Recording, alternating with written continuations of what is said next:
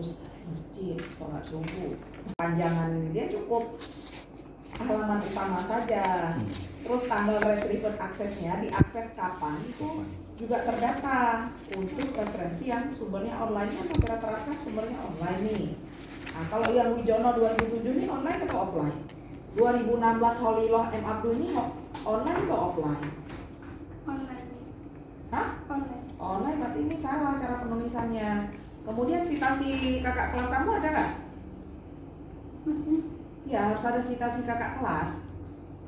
Kakak Lekin, siapa aja boleh. Ambil Ya, ambil satu. Terus punya pembimbing kamu, punya ibu, punya Pak Ali? belum ya? Terus kan Raihan, bukan apa-apa ya. Kamu coba lihat sekali lagi. Nah, sebelum nanti waktu naik di sidang lebih berat nanti sama ibu kan. Kenapa kan kadang mungkin cara pengutipan kamu ada yang keliru sehingga muncul referensi yang banyak ya. Ya sebenarnya bisa aja banyak, kalau nggak mungkin ya, mungkin saja banyak. Terus jadwal penelitian kita kan sudah 2024. Ini kamu submitnya kemarin karena nunggunya terlalu lama. Nanti setelah di ACC kamu ingat lagi bahwa ini tahun sudah berganti. Ya. Setahun katanya Bu.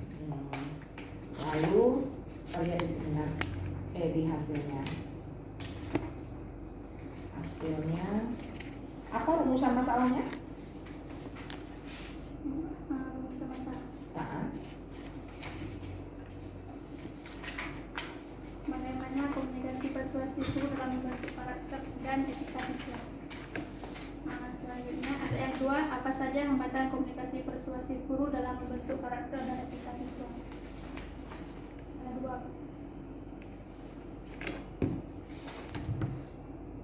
Tanya ada yang ditampilkan nggak? Oh, nggak ada Bu, nggak saya tampilkan, cuma ada soalnya. Bisa ditampilkan. Bacanya seperti ini.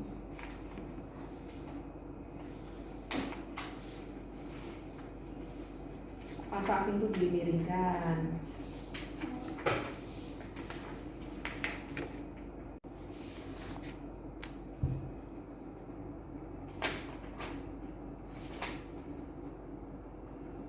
Sesuai dengan sub 3 sub itu kan. Ya Bu. Tapi ini udah lama juga ya Pak Fadil ya?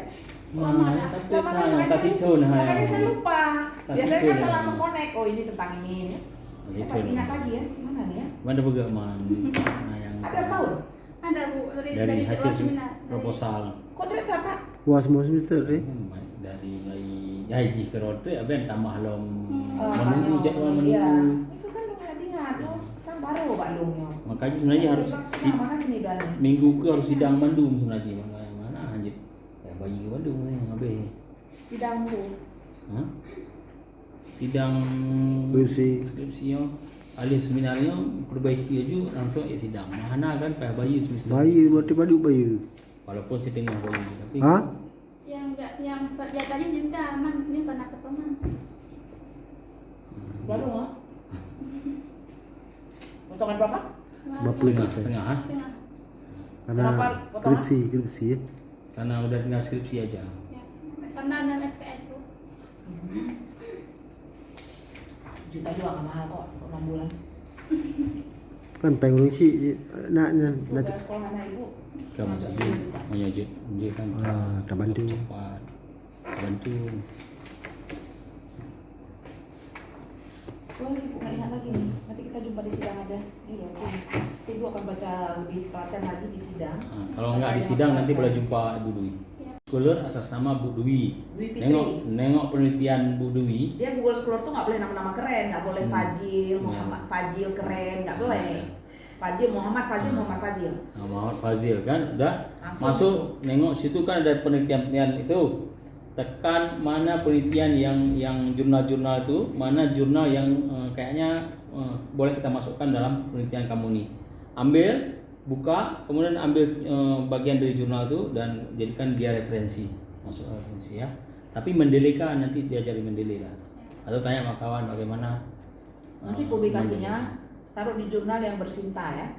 Ada akreditasi Sinta. Sinta nama aja yang murah-murah tuh nggak apa-apa.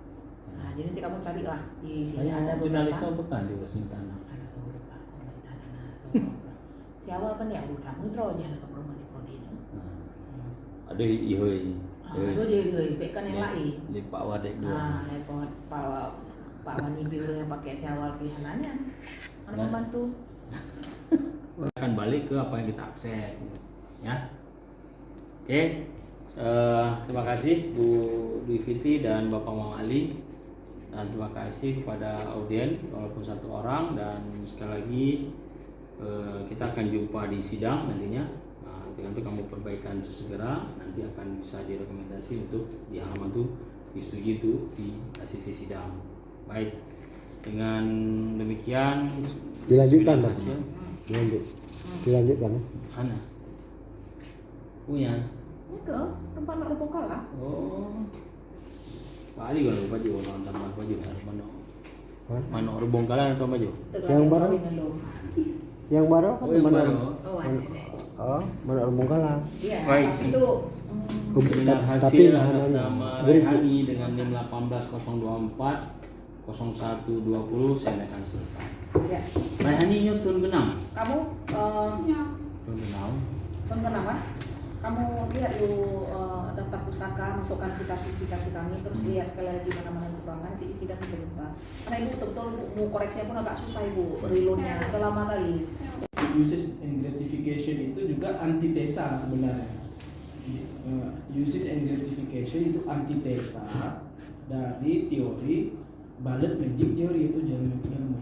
Jadi ada dulu menganggap, jadi asasnya itu sebelum teori usage and gratification, teori jarum epidermik itu didasari dari pemikiran Harold dan Laswell yang menganggap bahwa masyarakat penonton itu adalah manusia yang pasif. Nah, apa asas pemikirannya? Pemikiran itu ketika Perang Dunia kedua di mana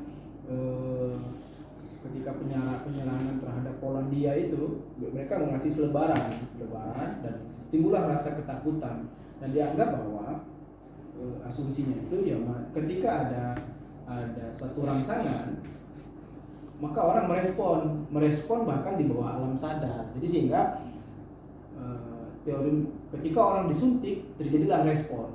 Jadi informasi itu adalah suntikannya, bentuk suntiknya itu boleh media apa saja, sehingga Itu diharapkan peserta pelaksana skripsi ini itu mampu berkomunikasi dengan baik. Kemudian tidak takut dengan lokasi penelitian. Kemudian menumbuhkan kesabaran. Karena di lapangan dan di bimbingan itu ada dosen yang berbeda-beda, ada dosen yang mudah, ada dosen yang tidak mudah. Itu dibutuhkan kesabaran. Kemudian kesinambungan penelitian tetap dijaga. Kemudian komunikasi yang baik, dan banyak hal-hal yang lain yang tidak diajarkan di dunia kelas, di dunia pendidikan, tapi bisa dijumpai di lokasi penelitian, dan ini merupakan memperkaya kemampuan kemandirian mahasiswa ketika mendapatkan bagaimana manusia itu untuk kita hadapi dan solusi yang kita hadapkan. Jadi itu penting sekali. Jadi ini ada tergambar pada penelitian kamu. Mungkin ini adalah kemampuan daripada peneliti itu sendiri. Oke, Pak Wal, saya kembalikan. Teori biomedi bisa, tapi juga dilihat. Saya kan menguji penggunaan media sosial TikTok, dilihat apakah penggunaan media sosial ini selaras dengan asumsi dasar teori user creation dan juga penelitian dan juga pengertiannya begitu. Harus cari tahu dan juga baca. Terima kasih Febri. mencetak namanya. Siapa? Febri apa? Febri Natasha. Nanda. Natasha. Berapa ujungnya? Ini mah 19 2002 40 10 8 002 40 40 10 8. 10 8. Ada dua yang lain, ada yang mau ditanya? Ada di sekali? Ada? Cukup? Terima kasih untuk pertanyaan dan sudah dijawab ya. Atau Bapak Ibu ada yang ingin merespon pertanyaan, ingin menambah? Pak Ali? Udah. Salam hormat saya kepada Dr. Ainul Walidia SAG MSI selaku dosen penguji 1 dan Bapak Muhammad Ali SAG MSI selaku penguji 2. Hari ini saya akan memaparkan sedikit hasil penelitian saya, di mana penelitian ini dilakukan di Desa Hamparan Perak. Desa ini merupakan salah satu desa yang ada di Kecamatan Hamparan Perak, Kabupaten Deli Serdang, di mana sebagian besar areanya ini ditanami oleh penduduk oleh tanaman kebun seperti sayuran, buah, dan tanaman hias, dan juga tanaman palawija seperti kacang hijau, mentimun, singkong, jagung, dan sebagainya. Kenapa saya memilih melakukan penelitian ini di Desa Hamparan Perak? Selain karena saya sangat tahu bagaimana desa ini terdapat pula fenomena kecenderungan para remaja ini tidak memahami bagaimana penggunaan media sosial TikTok dengan baik dan benar, sehingga terlalu mudah terpapar oleh adanya iklan-iklan dan juga gaya hidup influencer. Lalu lingkungan yang tidak mendukung membuat mereka mengambil keputusan yang tidak bijak dalam berbelanja. Selain itu, kurangnya literasi digital dan juga pemahaman penggunaan media sosial menyebabkan para remaja ini diindikasi memiliki kecenderungan untuk melakukan tindakan buying yang konsumtif yang sangat tinggi. Pada bab 4 ini kita akan membahas mengenai karakteristik responden. Karakteristik responden ini adalah gambaran mengenai identitas diri dari subjek penelitian saya. Adapun prosesnya, dari total 13.176 populasi remaja di desa, saya melakukan pengambilan sampel dengan rumus Taro Yamane dengan tingkat toleransi kesalahan sebesar 10%. 10%, lalu ditemukan menghasilkan sebanyak 100 orang responden.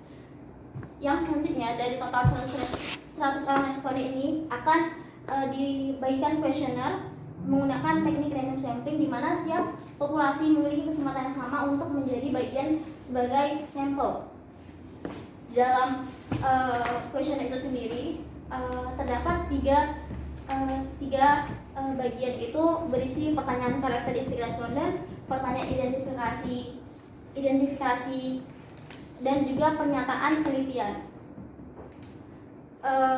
Pertanyaan dan pernyataan ini dimuat dalam Google Form dan dibagikan kepada para responden.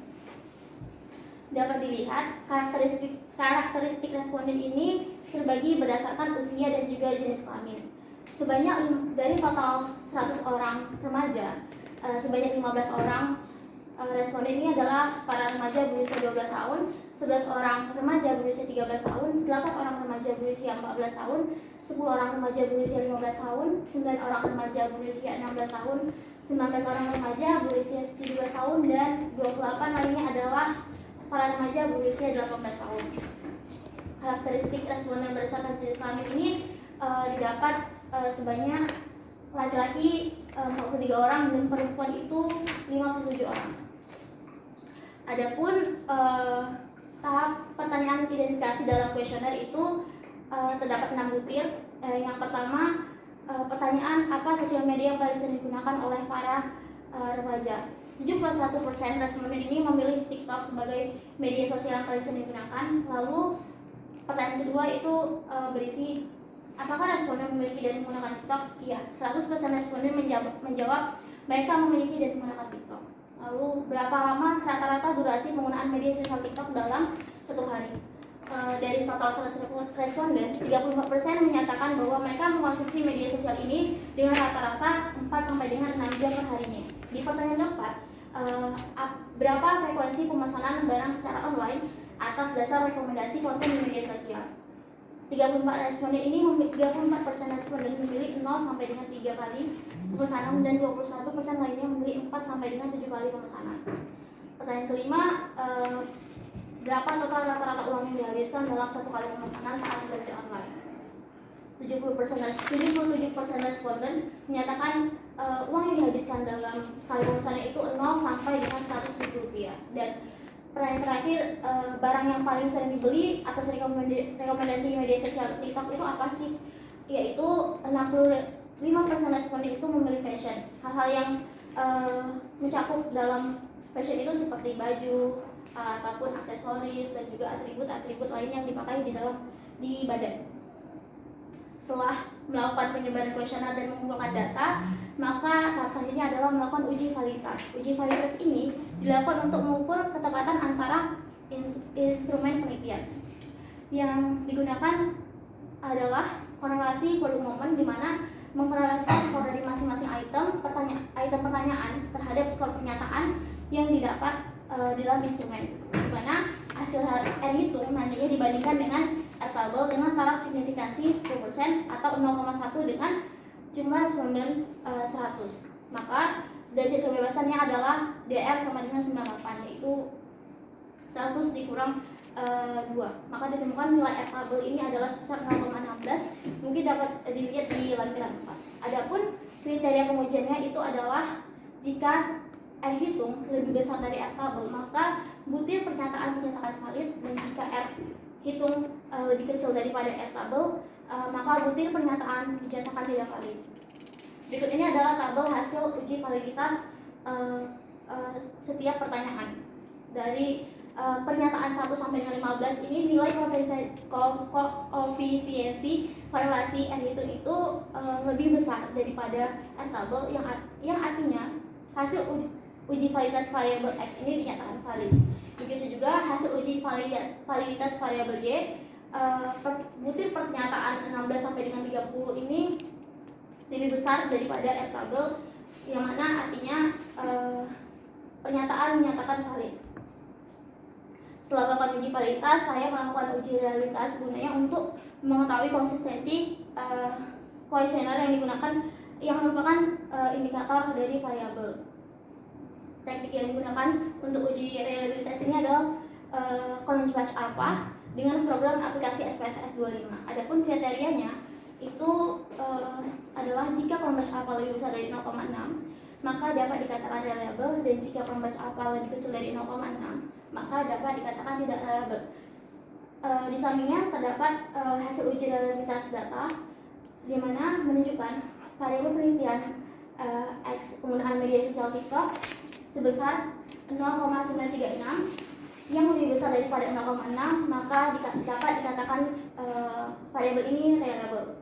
Dan pada tabel variabel penelitian Y, yaitu perilaku konsumtif remaja, ditemukan nilai Cronbach Alpha sebesar 0,956 yang lebih besar daripada 0,6, dan maka data ini dinyatakan reliable. Setelah melakukan uji reliabilitas, saya melakukan uji korelasi product moment yang ditemukan oleh Pearson, di mana memiliki tujuan untuk mengetahui kekuatan hubungan antara korelasi kedua variabel.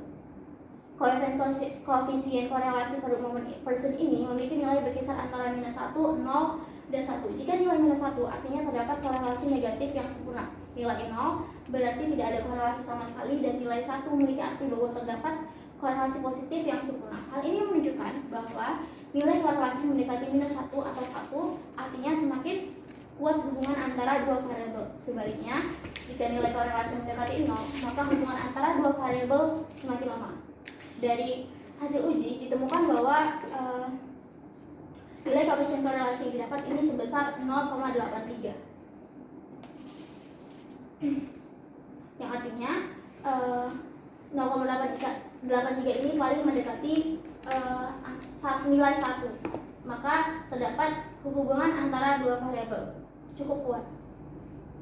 Setelah melakukan uji korelasi product moment, saya melakukan uji signifikansi dengan tujuan untuk mengetahui kekuatan hubungan antara, untuk menguji apakah hipotesis pada penelitian ini diterima atau ditolak. Dalam uji signifikansi, peneliti ingin mencari makna hubungan antara variabel independen dan variabel dependen dengan kriteria jika T hitung lebih besar dari T tabel, maka artinya H0 ditolak dan HA diterima, yang berarti signifikan itu terdapat hubungan positif dan signifikan antara penggunaan media sosial TikTok dengan perilaku konsumtif remaja di desa Hamparan Perak.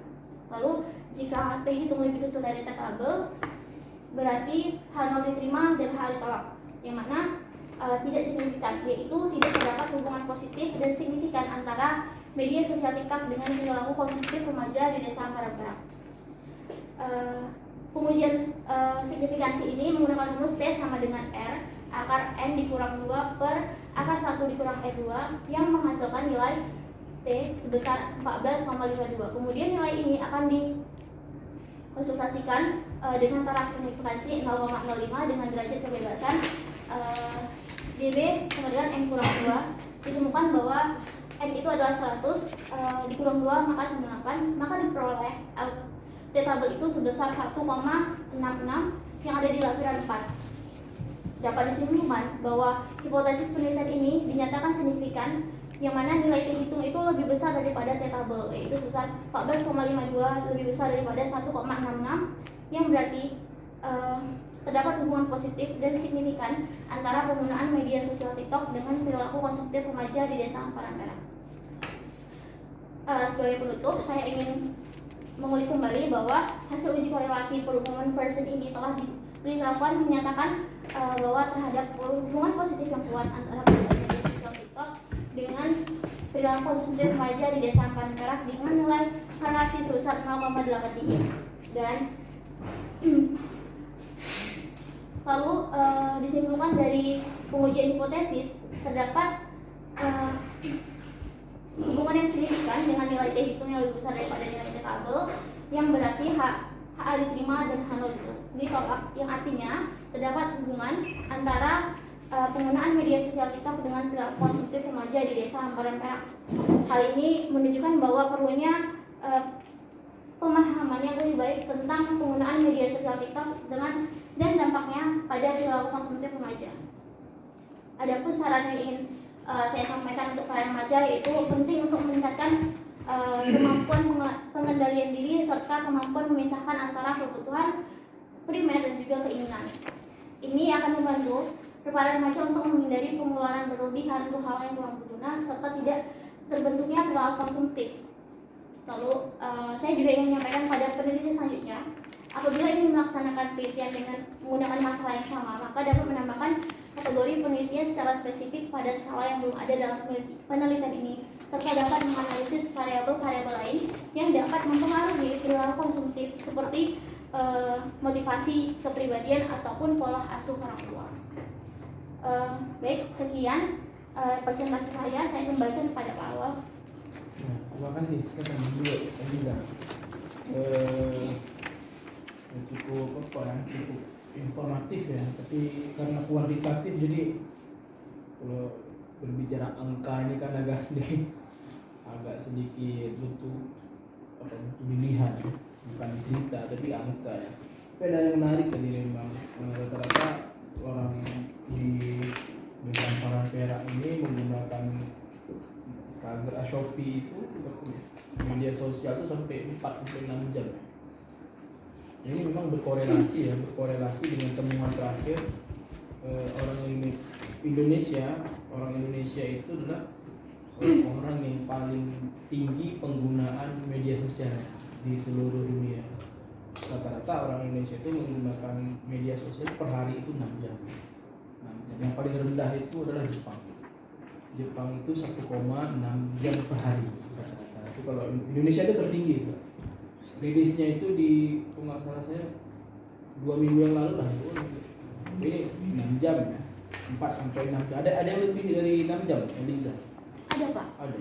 Tapi nggak signifikan jumlahnya. Kalau Iya. dihitung rata-rata jadi 4-6 jam. Iya. Oke, terima kasih Eliza. Baik, berikutnya barangkali bisa dari Ibu Dr. Ella atau Pak Ali dulu. Silakan. Saya. Oke, baik. Bismillahirrahmanirrahim. Assalamualaikum warahmatullahi wabarakatuh. Terima kasih kepada Pak Alauddin atas waktunya. Yang saya hormati Pak Awal, Pak Ali. Yang saya banggakan Eliza Rizky Utami dan adik-adik yang mendampingi Eliza pada hari ini. Ini seminar hasil biasanya kita hanya memberikan saran-saran untuk hal-hal yang minus dari skripsi ini. Mungkin nanti ketika sidang baru kita akan melakukan pengujian. Itu yang saya pahami. Oke, baik Eliza, mungkin ada beberapa masukan yang ingin Ibu sampaikan. Ibu boleh tanya ya, tapi bukan untuk menguji. Oh iya, boleh. Nah, respondennya ada berapa? 100 Bu. 100. Rank umurnya 12 sampai 18 tahun. 12 sampai 18 tahun. Eliza buatnya seperti apa nih? Kan 12 sampai 18 tahun. Yang ada 12 tahun berapa orang? 12 tahun itu sebanyak 15 orang, 13 tahun itu sebanyak 11, dan paling banyak itu di umur 18 tahun sebanyak 24 orang. Yang paling banyak Umur 18 tahun. umur 18 tahun. Oke, cara ini kan Google Form Iya. di desa ya. Bagaimana cara Eliza menyebarkan kuesioner ini? Pertama, saya ini minta bantuan kepada kepala dusun karena mereka yang paling mengenal dengan warga sekitar dan juga paling tahu dengan kondisi masyarakat di sekitarnya pastinya. Lalu saya ini bikin ringan gitu, Bu, kecil berisi link dan juga barcode. Jadi nanti saya terserahkan misalnya ke satu kardus itu misalnya 30 sampai 30 atau 25 gitu. Nanti saya minta tolong ke kardusnya untuk bantu sebarkan ke anak-anak muda ataupun orang tua untuk menyampaikan kalau saya butuh lagi penelitian ini, tolong diisikan anak-anak pada menggunakan TikTok gitu. Oh, jadi Pak Kadus yang menjadi perpanjangan tangan dari Eliza, perantara. Nah, apakah artinya kan kita masih acak ya kan? Kita sebarin 25, bisa ada yang isi, bisa enggak gitu kan? Berarti per dusun. Iya, Bu, tapi saya juga lewat para anak-anak remaja masjid. Berhubung di saat saya melakukan penelitian ini, waktu itu lagi ada acara maulid persiapan, jadi memang ramai di sekitar itu. Saya datengin minta tolong untuk bantu isi, saya jabarkan dulu tentang penelitian ini, saya tanyakan pakai cepat atau enggak. Oke, berapa lama menunggu jawaban dari angket itu?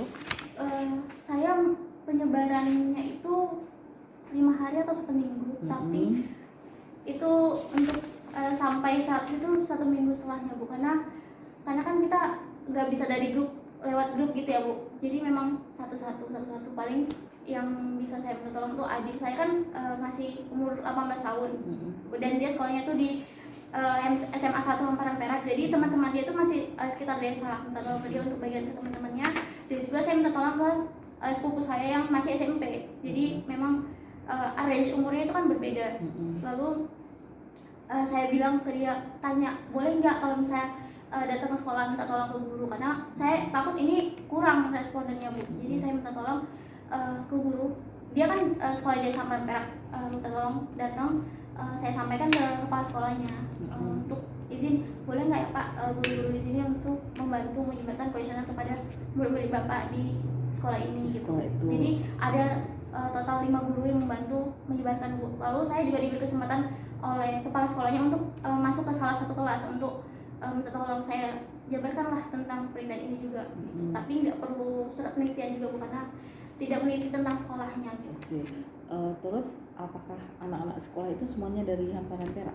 Oh iya, Bu, karena kan selain karena faktor zonasi, sebelum pengisian itu saya sampaikan bahwa yang mengisi ini adalah teman-teman yang tinggal di Hamparan Perak ya. Jadi tolong untuk teman-teman yang nggak tinggal di Hamparan Perak nggak apa-apa nggak isi. Jadi saya mohon fokus untuk anak-anak yang tinggal di Hamparan Perak. Itu juga saya sampaikan kepada guru-guru. Oke, artinya memang struggle-nya lebih ini ya, Iya, karena Bu. nggak hanya artinya perjuangannya nggak hanya di kampung gitu ya kan, tetapi mencari alternatif yang lain seperti pertemuan di remaja masjid, kemudian sekolah gitu ya kan. Memang tantangan dari kita Google Form seperti itu sih, kita harus ekstra gitu, Lebih aktif ya. harus lebih aktif. Iya. Berarti laki-laki yang ada di situ 43 orang ya, perempuannya 57 orang, yang paling banyak 18 tahun ya, karena memang mungkin kalau 12 tahun ini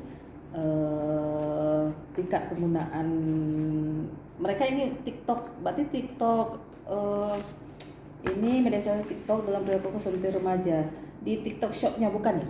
Bukan, Bu, berdasarkan kontennya, Bu. Konten dari apa yang TikTok dia itu. lihat dari TikTok itu.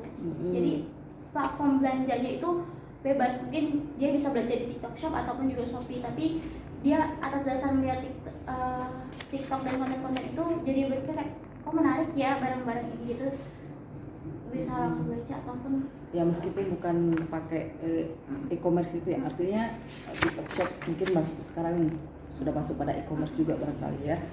berarti mereka nggak hanya terbatas, artinya ketika mereka melihat TikTok kemudian timbul kecenderungan untuk membeli gitu ya, untuk membeli dari barang-barang itu, seperti itu. Oke.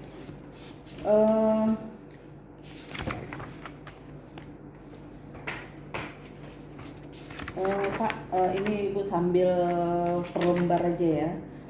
Untuk sumbernya, tolong kakak buat jangan di tengah-tengah. Misalkan di bawah tabel kan ada kakak buat sumber interpretasi peneliti di samping kiri, paling samping kiri. Kemudian,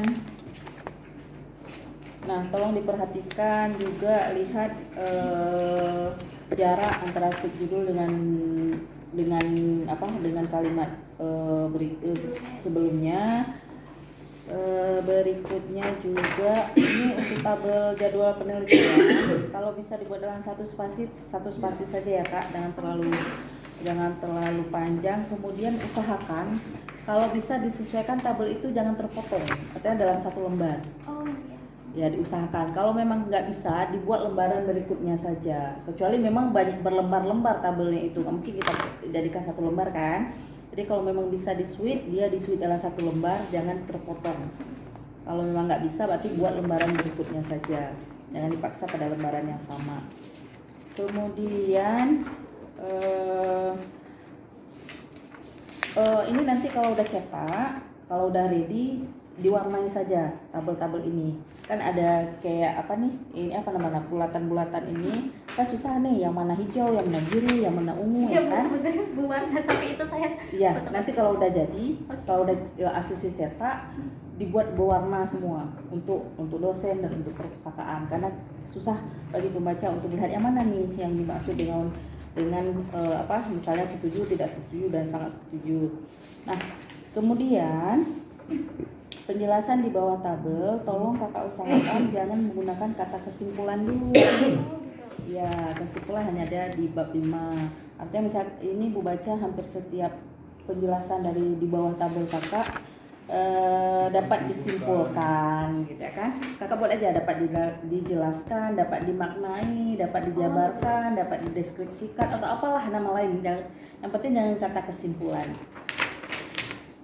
Kemudian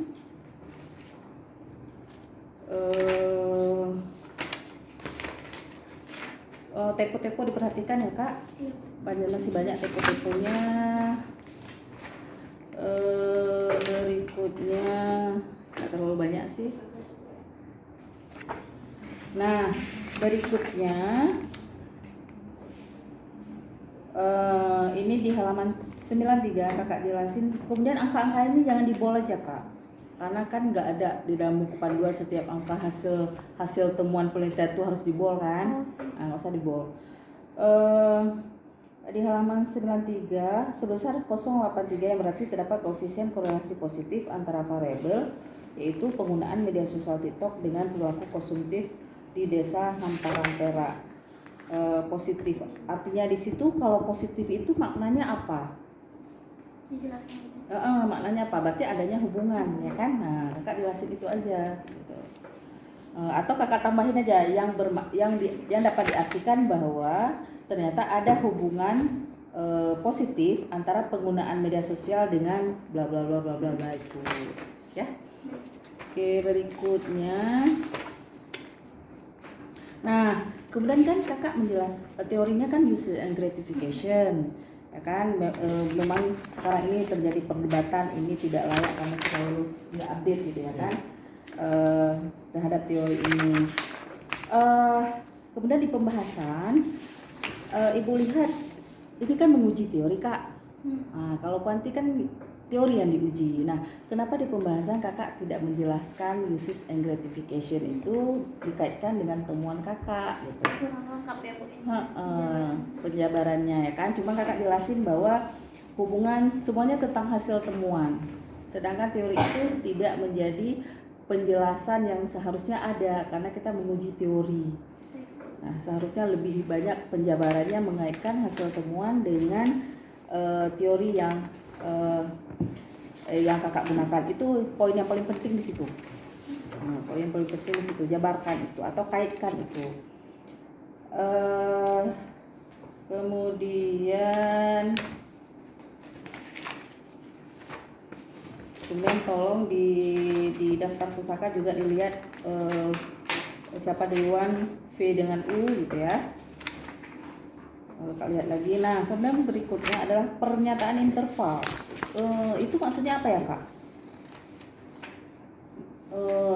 Seolah-olah ini ada pernyataan interval, ada pernyataan apa tuh namanya? Pernyataan interval ini maksudnya gimana? Pernyataan interval ini yang mengiris ini Bu, kedua variabel itu. Jadi untuk tahu lebih Interval bertingkat kan? Kan berdasarkan dalam skala itu ini kakak pakai skala apa? Likert. Likert ya kan? Nah kan dalam Ibu lupa itu kan ada kalau nggak salah ada derek gitu ya kan? Derek ya. Derek kan 1 2 3 kayak gitu. Nah, kegunaan interval ini apa gitu? Ini untuk menjawab apa? Kegiatan ini ya Bu, belanjanya yang didasarkan oleh TikTok.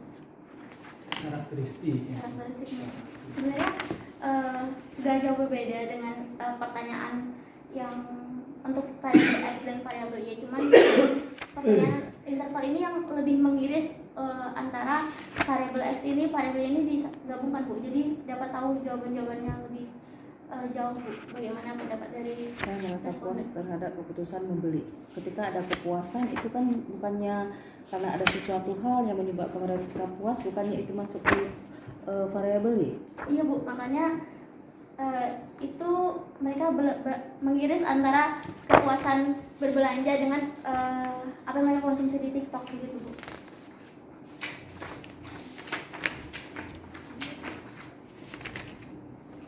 Biasanya satu model ya kan? Saya pernah membeli sesuatu yang saya tahu sebenarnya tidak terlalu saya butuhkan hanya karena melihatnya di TikTok. Ini bisa jadi variabel X juga. Terus sebenarnya bisa jadi variabel X. Kenapa harus ada pernyataan interval itu ya? Nah, di pernyataan interval ini memang di bagian lampiran ini kan saya bedakan kan Bu, tapi faktanya di kuesioner itu saya masukkan di mana bagian variabel X dan variabel Y gitu Bu. Jadi ini cuman kayak mengiris saja Bu, dibedakan sini untuk tahu mana yang mencari aktivitas mereka dalam menggunakan TikTok dan juga aktivitas berbelanja mereka yang didasarkan oleh TikTok gitu Bu. Jadi dalam kuesioner ini nggak ada pernyataan interval. Memang saya masukkan ke bagian variabel X misalnya gitu, di variabel Y gitu. Di interval ini hasilnya itu kakak masukin sesuai dengan pernyataannya. Oke, berarti ini cocok ke X, ini cocok ke Y gitu ya. Berapa itunya Kak? Berapa kuesionernya? Ini Kalau pernyataan X berapa? X-nya 15, X-nya 15, Y-nya Y-nya 15. 15 juga. Udah termasuk yang interval ini ya berarti ya. Oke. Kalau memang bisa digabung aja, nggak usah dipisah. Iya Bu. Soalnya menimbulkan pertanyaan ini kok ada pernyataan interval. Iya. Berarti ada pernyataan yang model lain kan, ada derek kalau ibu masalah gitu ya kan, ada interval gitu.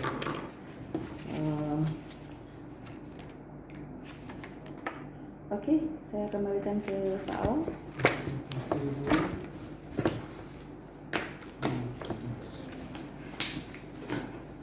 Terima kasih Bu Romo. Jadi memang data yang paling substansi itu kan mendialog. Tapi kalau kuali barangkali mendialogkan dengan teori ya. Tapi kalau kuantitatif itu dia menguji teori. Maka biasanya yang diuji itu X atau Y? Yang diuji itu X. X ya? Iya lah yang diuji variabel terikat terhadap. Oh, iya. Nah, maka teori itu dia letaknya kalau jadi yang diuji maka teori itu di variabel bebasnya atau di variabel terikatnya. Kadang-kadang ini yang Suka muter-muter ya. suka terputar. Tapi memang kita ilmu sosial karena kita senang sekali bernegosiasi di keduanya pun boleh. Iya, kita basisnya ilmu sosial kan begitu. Kadang-kadang Eliza kan, kalau saya sih cenderungnya teori itu yang diuji gitu. Diuji oleh apa? Diuji oleh realitas. Gitu. Dia diuji oleh realitas. Tapi kalau kualitatif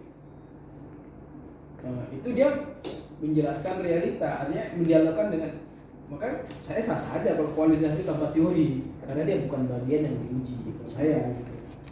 Tapi kan kayaknya secara administratif kita kayak mengharuskan gitu ya, kayaknya gitu, karena di buku panduan ada ruang untuk mengharuskan adanya teori. Tapi kalau bagi saya kualitatif ya ada.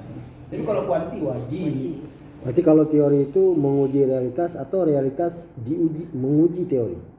Realitas menguji teori. Sebenarnya realitas menguji teori. Kalau dalam kuantitatif. Kuanti. Gitu. Pengetahuan saya Iya, begitu. gitu. Makanya teori itu kan perlu diuji. Diuji dengan realitas yang ada, masih layak atau tidak teori itu, ya kan? Oke, terima kasih Bu Dokter. Itu nanti, tapi ini harus ada penjelasan ya. Minimal sekali di pembahasan. Pembahasan aja. Pembahasan. Habis itu ya kalau kotak-kotak dijadikan satu spasi. Hal-hal teknis. Jadi nanti mengurangi beban yang sudah sebal kali ini. Ya, gak apa-apa lah nanti.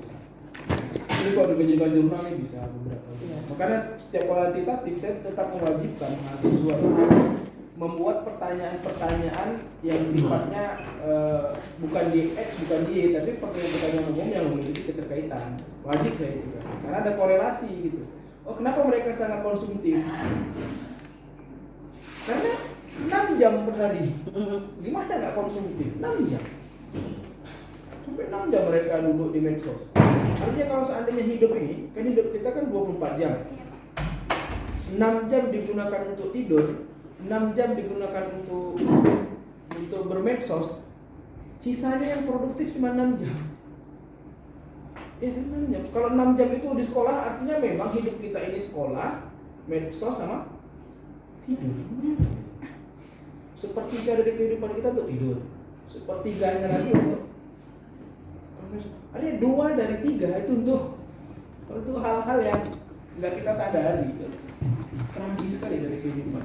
Bahkan saya udah hampir 1 bulan ini, saya begitu nyampe rumah saya matikan itu data. Dan enak nih, nyaman juga nih. Kalau kita punya data itu, naluri kita tetap ingin buka-buka. Maka saya punya kesempatan untuk nonton Liga Asia, iya Liga Afrika. Saya punya kesempatan untuk kembali bernostalgia nonton sinetron SCTV. Lucu memang, lucu, tapi yang ditinggalkan itu ternyata kayak kata Pak Ali, yang ditinggalkan itu ternyata menimbulkan nostalgia. Dekat disayang ya, jauh dikenang ya. Iya, gitu. Dia kenapa menjadi nostalgia? Karena ada kenangan di situ ya. Kenangan yang menyenangkan hati. Kalau kesenangan yang menyedihkan hati. Ya, tragis lah ya. Terima kasih Bu Dokter sekali lagi. Senang sekali Eliza, kita sudah mendapat beberapa masukan. Berikutnya silakan Pak Muhammad Ali. Oke, terima kasih banyak. Alhamdulillah. Penghormatan kami kepada Bapak Awaludin, juga kepada Ibu Dr. Ainul Mardiah. Sangat banyak sekali dari dikupas ya, hampir seluruhnya. Tapi ini semuanya adalah untuk menambah perbendaharaan ya, untuk mempertajam kajian. Saya ingin tanya dulu, hubungan antara pengguna media sosial dengan TikTok, perilaku konsumtif remaja. Ini studi di penelitian di Desa Hamparan Perak, ya kan? Ini ada 2 pembelahan.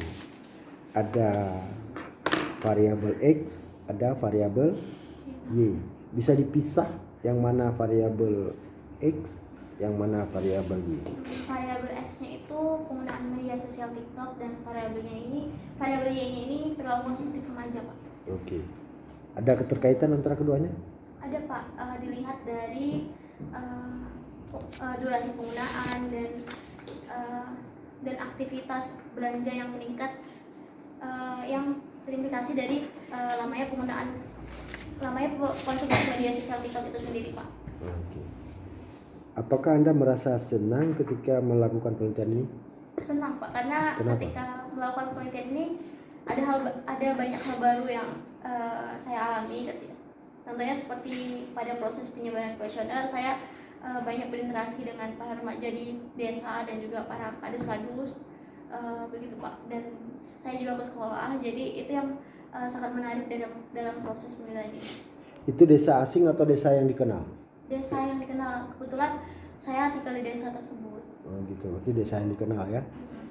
Kenapa Anda suka mengambil di desa yang dikenal atau desa kediaman Anda? Kenapa tidak mengambil di desa yang Anda tidak kenal? Apa alasan Anda? Selain karena akses penelitian yang mudah, saya juga lebih tahu dengan bagaimana struktur dan kondisi desa tersebut, Pak. Jadi saya tahu pola masyarakat. Apakah bukan untuk mempermudah atau memperlambat? Mempermudah, Pak. Pengaruh tidak? Mempermudah atau memperlambat penelitian? Menurut saya ini cukup berpengaruh, Pak, karena ketika kita minta tolong misalnya kepada para kadus gitu, jadi karena kita masih di desa yang sama, mereka juga terbuka untuk menolong. Apalagi kan istilahnya saya mahasiswa yang merantau gitu Pak, jadi mereka membantu mendukung agar penelitian ini lebih cepat diselesaikan gitu Pak. Audiens tidak ada dan nggak pas, berarti sesi tanya jawab masukan dari penjamaah dan sudah selesai. Kemudian sekarang masuk pada Sesi yang 3. terakhir, penilaian dari kedua penjamaah dan juga Bapak apakah skripsi ini diterima atau ada perbedaan besar atau lain. Kita tunggu saja ya. Perlu keluar nggak ya? Perlu keluar. Nggak usah langsung aja ya, Pak ya. Ya, langsung aja.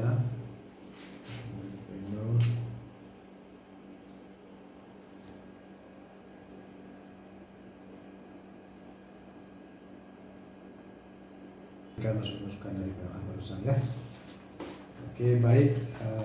Dengan berakhirnya Magdalena sudah di ujung acara kita hari ini dengan masuknya nilai ke Bapak. Jadi kita umumkan bahwa Magdalena dengan lulus, diberikan waktu beberapa hari untuk perbaikannya sehingga cepat selesaikan proses. Baik, Magdalena, kalau ada sesuatu yang ingin sampaikan sebelum Pak Kiri. Bapak dan Ibu yang telah memberi saran dan masukan atas proposal masyarakat ini, dan segala kekurangan dari proposal ini saya mohon maaf, dan terima kasih juga kepada kawan-kawan yang berhadir di acara sesi. Mungkin hanya ini yang dapat saya sampaikan. Lebih dan kurang saya mohon maaf. Wabillahi taufiq wal hidayah. Wassalamualaikum warahmatullahi wabarakatuh. Wassalamualaikum. Oke, sudah terakhir ya, Magdalena. Bapak tutup juga. Assalamualaikum warahmatullahi wabarakatuh. Waalaikumsalam. Perlu dipoto Magdalena? Boleh juga Pak. Ya, kok boleh juga. Berarti boleh. Patos adalah keterampilan dari pembicara dalam mengelola emosi ketika pembicara berbicara di depan orang banyak.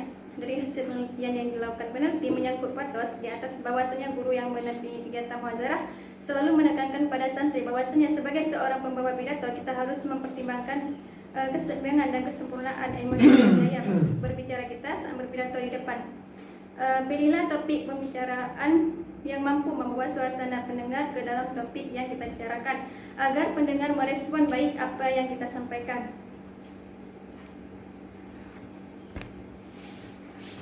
Selanjutnya, etos merupakan sumber kepercayaan komunikator atau kesadaran orator yang tampil sebagai pribadi yang dapat dipercaya oleh pendengar. Yang menjadi sumber utama dalam hal ini adalah kredibilitas atau dengan kata lain keahlian yang dimiliki oleh seorang pembicara. Dari wawancara yang dilakukan peneliti menyangkut etos di atas, bahwasanya guru yang mendampingi kegiatan muhadharah selalu menyampaikan kepada santri-santri bahwasanya sebagai seorang pembicara yang baik harus membawa topik pembicaraan yang dapat dipercaya oleh audiensnya sehingga dapat menarik perhatian yang mendengar. Jika pembicara sudah mampu menarik audiensnya untuk mendengar apa yang kita sampaikan, maka sudah dianggap sebagai pembicara yang mampu dipercaya apa yang dikatakan melalui pidato tersebut. Selanjutnya, adapun dari hasil peneliti yang dilakukan peneliti, bahwasanya peneliti menemukan beberapa kendala yang dialami santri dalam pelaksanaan kegiatan muhadharah, yaitu yang pertama, santri masih kurang dalam penguasaan materi disebabkan karena santri tersebut malas dalam membuat teks pidato atau teks yang sudah dibuat, malas untuk dihafal, sehingga kelancaran dan penyampaian pidato tidak efektif seperti terbata-bata dalam penyampaian pidatonya, sehingga santri lain pun malas memperhatikan apa yang ingin disampaikan oleh pembicara yang menyampaikan isi pidatonya. Padahal santri sudah diberitahukan seminggu sebelum muhazarah berlangsung, santri harus benar-benar menguasai materi yang ingin disampaikan. Selanjutnya, santri yang maju mengalami demam panggung atau grogi. Terdapat santri yang masih demam panggung atau grogi sehingga sangat terganggu kelancaran berbicaranya saat berpidato di depan. Padahal santri yang sudah dipilih namanya sebagai perangkat muhazarah sudah diberi waktu seminggu sebelum kegiatan itu berlangsung untuk dapat melatihkan dirinya sebelum menampilkan diri di depan. Namun santri tidak mempergunakan waktu itu sebaik mungkin sehingga tidak teroptimal saat penutup. Itu kesimpulan dan saran. Kesimpulan, dapat disimpulkan bahwasanya Balai Pengajian Misbahul Huda melakukan kegiatan muhazarah pada santri adalah guna untuk melatih santri atau awal bagi santri untuk melatihkan diri berpidato di depan atau berbicara di depan supaya santri mampu berbicara dengan baik dan benar dengan kelancaran public speakingnya dalam menyampaikan isi pidato di depan. Saran, dan untuk kendala-kendala yang dialami santri dalam pelaksanaan kegiatan muhazarah, alangkah baiknya pelaksanaan kegiatan muhazarah ini dilakukan 2 kali dalam seminggu, karena dengan ini nantinya dapat meningkatkan dan melatih dengan cepat percakapan, kelancaran berbicara santri, dan juga dapat teratasi kendala-kendala yang terjadi. Mungkin hanya ini dari BPT. Selanjutnya saya serahkan kepada Pak Anies. Pak. Oke, Madalena silakan duduk. Pak. Presentasinya selesai. Sekarang masuk tahapan penyerahan oleh kedua penyerah. Di sini sudah hadir Bu Reno dan Pak Muhammad Ali, kandidat keluar juga. Siapa duluan nih?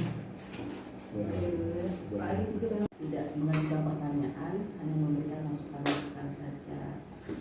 Oke, baik. Yang pertama sekali berkaitan dengan judul Pak, muhazarah sebagai media latihan dalam meningkatkan public speaking. Public speaking ini kan yang diinggriskan ya kan, public. Jadi kalau buka yang K itu semuanya diganti ke C kembali karena public speaking. Kalau public tulisan K itu udah masuk ke bahasa Indonesia ini, nggak cocok kita gunakan dengan padanan katanya bukan speaking, mungkin berbicara gitu, berbicara depan umum. Jadi diganti saja kecil ya, bukan public tapi public pakai C. Kemudian di rumusan yang kedua, rumusan masalah, pertanyaannya ini kan berkaitan dengan public speaking ya Kak. Berarti bagaimana kendala-kendala dalam pelaksanaan kegiatan muhazarah di Balai Pengajian Misbahul Huda dalam meningkatkan public speaking. Kemudian yang mau dilakukan itu berkaitan dengan meningkatkan public speaking. Nah, jadi kendala-kendalanya itu yaitu Ibu ulang, bagaimana kendala-kendala dalam pelaksanaan kegiatan muhazarah di Balai Pengajian Misbahul Huda dalam meningkatkan public speaking. Nah, bukan dapat diselesaikan oleh guru. Berkaitan dengan public speaking yang juga nanti akan diselesaikan oleh guru, ya kan? Nah, tapi inti pertanyaannya adalah meningkatkan public speaking. Begitu juga dalam fokusnya Kak ya. Di fokus yang kedua. Kemudian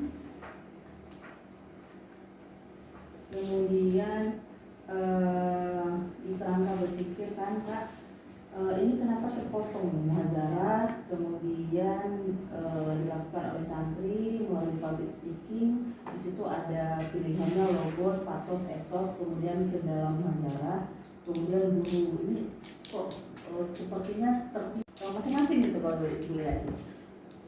Masing-masing guru tersendiri, santri tersendiri, kemudian public speaking tidak ada kaitannya dengan logos, pathos, dan ethos, karena di penjelasan kakak sendiri kan kakak jelasin kendala dalam logos, pathos, dan ethos itu gitu.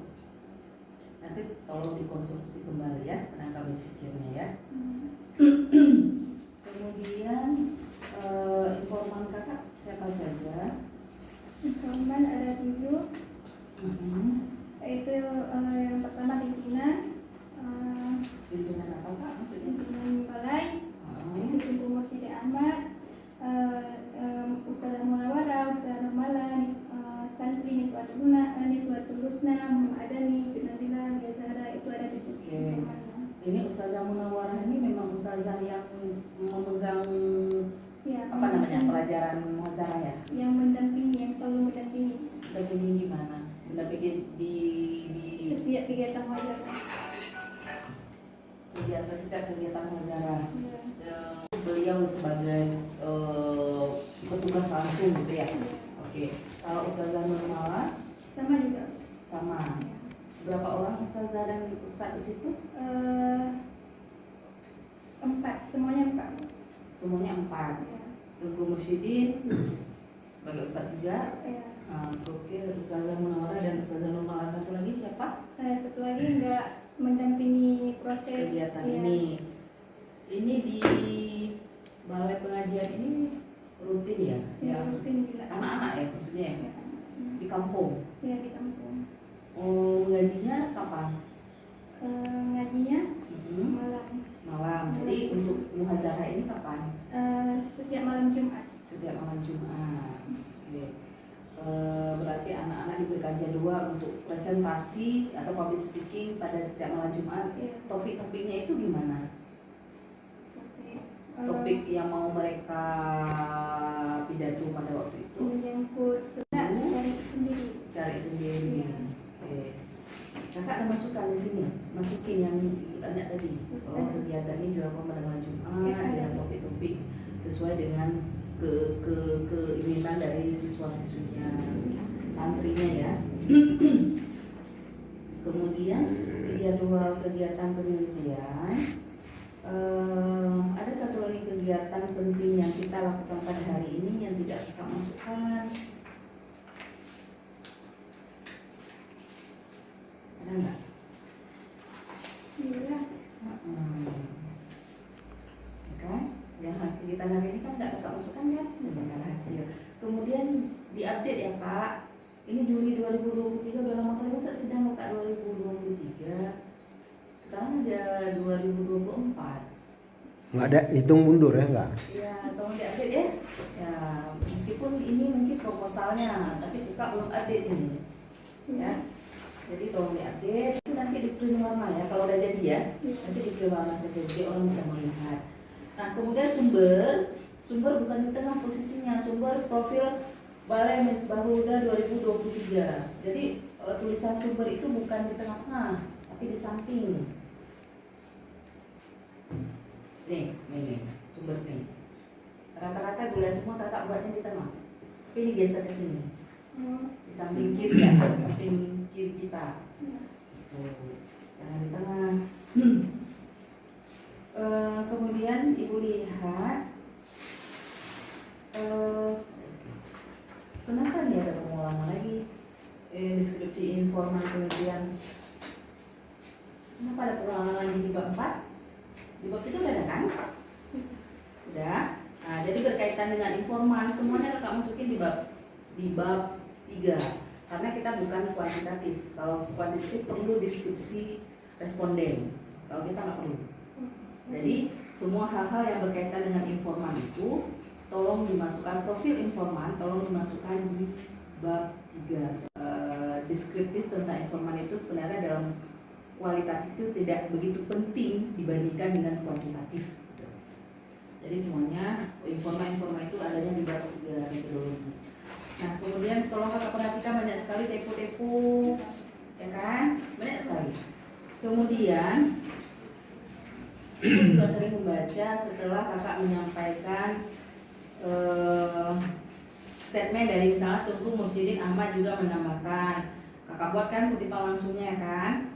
Kemudian di bawahnya, dari hasil wawancara penulis bersama pimpinan Tunku Mursyidin Ahmad dapat disimpulkan bahwa kita belum bisa menyimpulkan hanya satu kutipan wawancara saja. Artinya, ini kan sejak Pak Mursyidin ngomong nih, Tunku Mursyidin ngomong, tujuan dari kegiatan ini dapat menjadi pribadi santri yang beriman, ya kan? Kemudian kakak buat statement di bawah kan? Nah, kakak bilang dapat disimpulkan Gimana dari sebuah statement dari Mursyidin itu kakak bisa simpulin gitu. Nah biasanya dia berangkai dia. Misalnya gini, Mursyidin Ahmad dalam wawancaranya yaitu tujuan dari Muzara bagi santri untuk melatih dan mendidikkannya. Kemudian juga menambahkan ya kan, menyampaikan hal yang sama. Nanti baru di bawahnya, tapi jangan katakan kesimpulan kakak pakai. Dapat dijelaskan, dapat dideskripsikan, dapat diuraikan bahwa itu. Jangan ganti semua, replace semua yang disimpulkan itu menjadi kata lain. Dijelaskan boleh, diuraikan boleh, dideskripsikan boleh, dimaknai boleh gitu. Kesimpulan cuma ada di bab Akhir. 5, di bab akhir. Nggak kuat kalau kita tiba-tiba cuma ada sebuah statement dari informan kita langsung kita simpulkan gitu. Boleh kan? Nah, nanti tolong di inikannya diganti ya. Nah kemudian ini kakak kan temuannya itu berbicara tentang logos, etos dan patos ya. Logika, logos, kemudian kalau bisa logos itu seperti apa maksudnya? Logika. Ya, seperti apa yang kakak maknai logika di sini? Pengalamannya harus masuk akal dan bersifat nyata atau bukan dalam belakang.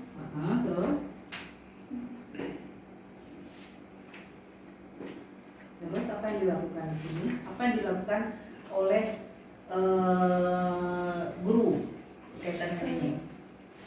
Di sini Dewan Guru selalu mengingatkan dan menyampaikan kepada santri yang sudah ditunjuk untuk tampil seminggu sebelum acara berlangsung, bahwasanya santri harus betul-betul mencari tema yang sesuai dengan sumbernya atau bukan tema yang dikarang-karang, tidak ada sumbernya, agar nantinya apa yang disampaikan di depan pendengar dapat kiranya bisa diambil manfaat oleh si pendengar, karena yang disampaikan memang dari sumber yang pasti dan juga masuk akal.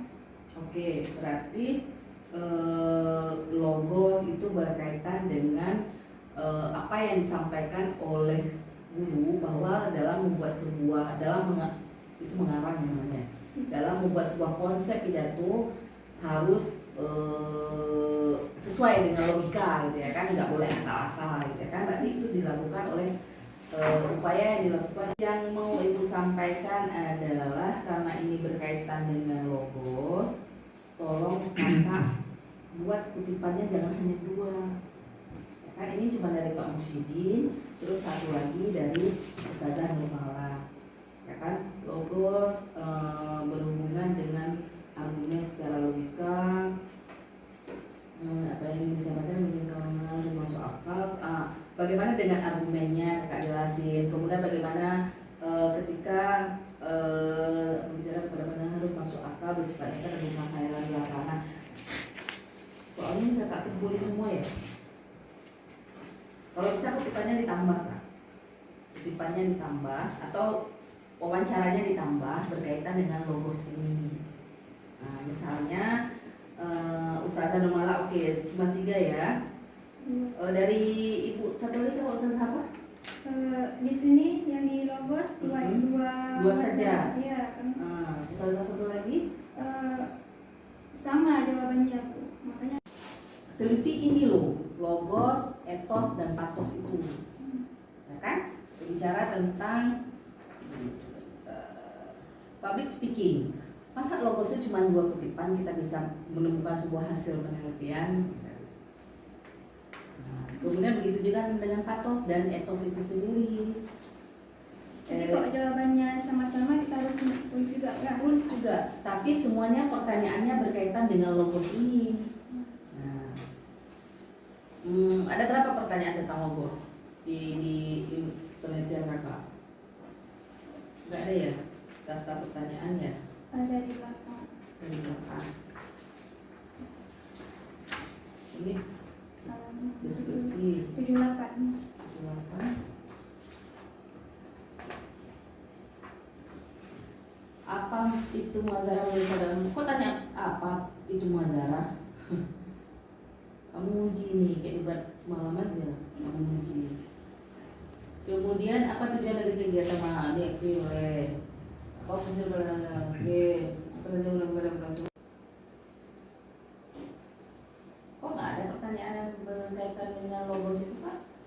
Ada di sini Bu, Mana? nomor 12. Nomor 12. Apakah sebagai materi mau diupayakan adanya pertimbangan direktoris? Kemudian kalau etosnya gimana? Makanya ini sedikit lagi ininya poinnya. Kakak harus kembangkan Kak, harus kembangkan pertanyaan berkaitan dengan logos ini. Harus kakak perkuat gitu. Berhubungan dengan logos ada sesuatu berhubungan dengan argumen secara logika, pengetahuan dalam apa yang ingin disampaikan oleh pembicara kepada pendengarnya harus masuk akal. Misalnya tanya apakah Ustadz memberikan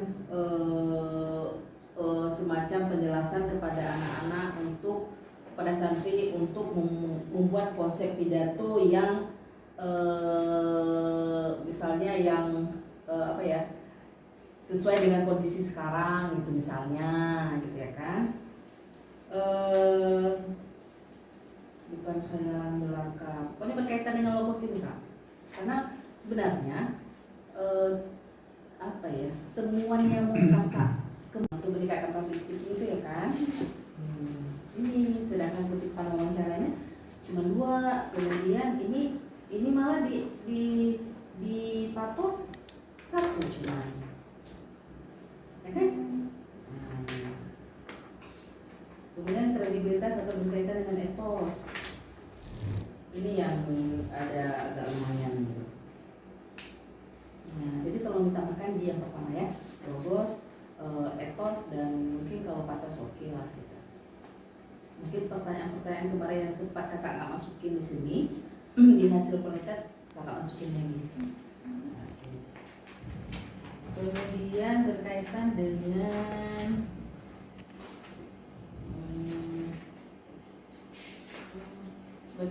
kendala nanti disusun kembali sesuai dengan saat Ibu tadi sarankan dalam meningkatkan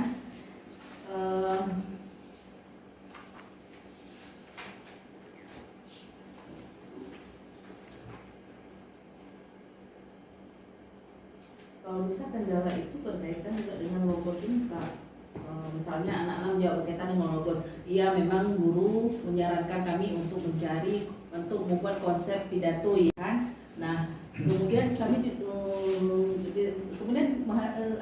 siswanya jawab atau santrinya jawab iya itu diberikan menguatkan ya, tetapi kendalanya di kami sangat sulit misalnya mencari referensi berkaitan dengan topik itu misalnya. Itu kan masuk dalam kendala dan kendala itu kalau bisa disesuaikan dengan logos, patos, dan etos juga gitu. Karena kan public speaking ya, mau kakak lihat sebenarnya public speaking kan. Temuan kakak di ini apanya? Di kendalanya di mana? Masih kurang dalam penguasaan materi. Nah itu masuk mana kalau penguasaan materi? Kendala? Ya kendalanya kendala apa? Kalau kakak bisa analisa itu logos, patos, etos itu masuk mana? Atau kredibilitas itu masuk mana? Ininya masih kurang dalam penguasaan materi itu masuk mana yang 3 itu? Kemana ya kira-kira? Kredibilitas apa? Berkaitan dengan apa? Kredibel kan, ahli kan. Nah itu masuk ke dalam kendala dalam kredibilitas. Atau kredibilitas apa? Atos ya? Kredibilitas etos. Etos, nah, berkaitan dengan etos, kendala berkaitan dengan etos itu berkaitan dengan kredibilitas. Kalau kredibilitas adalah masih kurangnya dalam penguasaan materi. Kalau kredibel kan kita mampu ahli dalam bidang itu gitu. Artinya anak-anak di sini tidak kurang dalam penguasaan materi terhadap isi pidato yang mereka sampaikan misalnya. Maka itu kendala dalam apa? Dalam kredibilitas atau etos.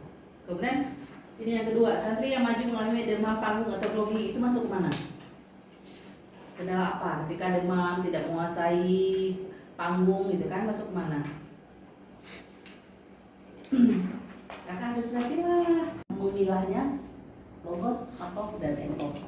Di kendala juga di situ dipilahnya. Meskipun misalnya seperti disampaikan tadi, mungkin di logos mereka tidak bermasalah, karena mereka cuma bermasalah di etos misalnya, atau di patos misalnya. Kita harus pahami dulu etos, patos, logos itu apa. Ya, pahami dulu pemaknaan dari etos, patos, dan logos itu.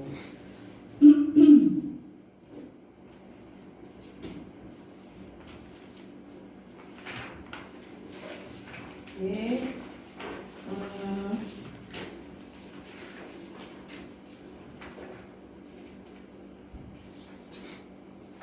Saya rasa itu aja Pak Aneska, saya kembalikan. Oke, Bu Eno juga banyak memberikan masukan kepada Madalena dalam kesempurnaan fungsi Madalena ke depan.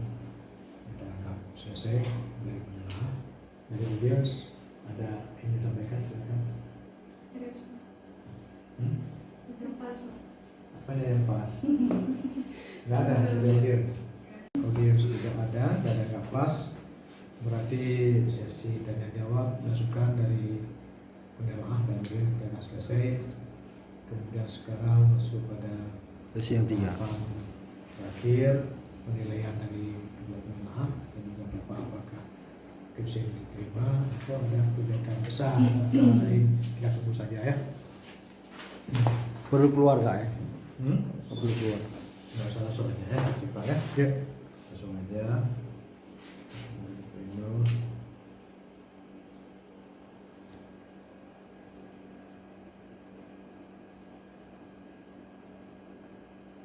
Kita masuk-masukkan dari barusan ya. Oke, baik. Dengan berakhirnya Madalena sudah di ujung acara kita hari ini dengan masuknya nilai ke Bapak. Jadi kita umumkan bahwa Madalena dapat lulus. Diberikan waktu beberapa hari untuk perbaikannya sehingga cepat selesaikan proses ya. Baik, Madalena, kalau ada sesuatu yang ingin sampaikan sama Pak Kiri. Bapak dan Ibu yang telah memberi saran dan masukan atas proposal yang telah saya buat ini, dan segala kekurangan dari proposal ini saya mohon maaf, dan terima kasih juga kepada kawan-kawan yang hadir di acara masing-masing. Mungkin hanya ini yang dapat saya sampaikan. Lebih dan kurang saya mohon maaf. Wabillahi taufiq wal hidayah. Wassalamualaikum warahmatullahi wabarakatuh. Wassalamualaikum. Oke, sudah terakhir ya Madalena, dapat tutup juga. Assalamualaikum warahmatullahi wabarakatuh. Waalaikumsalam. Perlu foto Madalena? Belum. Boleh juga Pak. Ya, kok boleh juga. Berarti boleh. Ekanopan Kabupaten Labuan Batu Utara yang didirikan pada 8 Juli 2003. BNI KCP Ekanopan merupakan kantor cabang pembantu dari BNI kantor cabang Lantur Rapat. Informan penelitian itu ada 6. Yang pertama ada yang bernama Melia Noprianti selaku jabatannya pemimpin, dan yang kedua ada Heni Melinda dengan jabatan BTR atau Business Transaction Relationship Officer. Yang ketiga ada Olivia Silvana yang berjabatan sebagai Consumer and Transaction Relationship Officer atau CTR. Yang keempat ada Ramadhani Situmorang dengan jabatan Customer Service. Dan yang kelima ada Relwina Krisnawati sebagai teller 1, dan yang keenam ada Bini Aurelia sebagai teller 2. Hasil penelitiannya adalah berdasarkan hasil penelitian di BNI kantor cabang pembantu Ekanopan Kabupaten Labuan Batu Utara, terlihat bahwa seluruh karyawan bank terlibat dalam menjalin hubungan dengan nasabah. Setiap bagian dalam perbankan dan dari frontline sampai back office harus memberikan pelayanan dan menjaga hubungan baik dengan nasabah. Dalam memanfaatkan Customer Relationship Management atau CRM, BNI KCP Ekanopan melakukan 4 tahapan proses CRM. Yang pertama ada identifikasi. Proses identifikasi dilakukan untuk mengetahui apa yang diinginkan oleh nasabah agar bank dapat menyesuaikan dengan keinginan dan kebutuhan nasabah. Dan yang kedua ada diferensiasi. Mensegmentasikan nasabah berdasarkan beberapa segmen dengan jumlah dana yang dia miliki oleh nasabah tersebut. Yang ketiga ada interaksi. proses komunikasi kepada nasabah pada BNI KCPI Kanopan akan ditargetkan setiap harinya. Dalam satu hari minimal ada 5 nasabah yang akan dikunjungi dan ditelepon. Yang keempat, ada personalisasi. BNI KCPI Kanopan akan menawarkan produk-produk yang dapat memobilisasi seluruh kebutuhan dan keinginan nasabah. Kesesuaian antara produk yang ditawarkan dengan produk yang diterima oleh nasabah akan menimbulkan rasa kepercayaan diri nasabah. Selain keempat strategi CRM yang diterapkan oleh BNI KCPI Kanopan, terdapat juga 3 penerapan program CRM oleh bank. Mengenai program CRM yang dinyatakan menurut Syed Pravaciar dan Senis, nyatakan bahwa penerapan program CRM terdiri dari pemasaran berkelanjutan atau continue marketing, pemasaran individual atau one-to-one marketing, dan hubungan kemitraan atau partnering program. Maka BNI KCPI Kanopan juga menerapkan program CRM tersebut di dalam sistem pelayanan mereka. Yang pertama itu ada pemasaran berkelanjutan atau continue marketing. Program ini dilaksanakan BNI KCPI Kanopan Labuan Batu Utara dalam bentuk pelayanan berkelanjutan yang bertujuan untuk menjaga hubungan dengan nasabah dalam waktu jangka panjang. Pelayanan yang ditawarkan dalam bentuk seperti ATM dan mobile banking. Yang kedua ada individual one-to-one marketing. Program one-to-one marketing yang dilaksanakan bank adalah bentuk usaha untuk memenuhi kebutuhan setiap nasabah. Hal ini dilakukan melalui beberapa aspek yang sudah diterapkan dalam bentuk penyampaian secara individual oleh petugas bank, kesopanan dan keramahan dalam memberikan pelayanan secara personal, ketepatan dan kecepatan dalam menangani keluhan pelanggan secara individual. Yang ketiga ada hubungan kemitraan atau partnering program. Hubungan kemitraan ini dilakukan bank dengan pihak lain dalam memenuhi kebutuhan nasabah meliputi aspek manfaat yang dirasakan dari kerjasama bank dengan pihak lain dan keinginan untuk menggunakan fasilitas lain yang disediakan oleh pihak bank. Seperti diketahui bahwa salah satu pelayanan pendukung dari suatu bank adalah fasilitas lain yang disediakan oleh pihak bank. Kesimpulan dari penelitian ini adalah PT Bank Negara Indonesia atau BNI atau cabang pembantu Kanopan Labuan Batu Utara dalam memanfaatkan Customer Relationship Management atau CRM telah menerapkan 4 tahapan proses, yaitu melalui proses mengumpulkan analisis dan mengidentifikasi data nasabah dan menawarkan produk jasa yang sesuai dengan kebutuhan nasabah.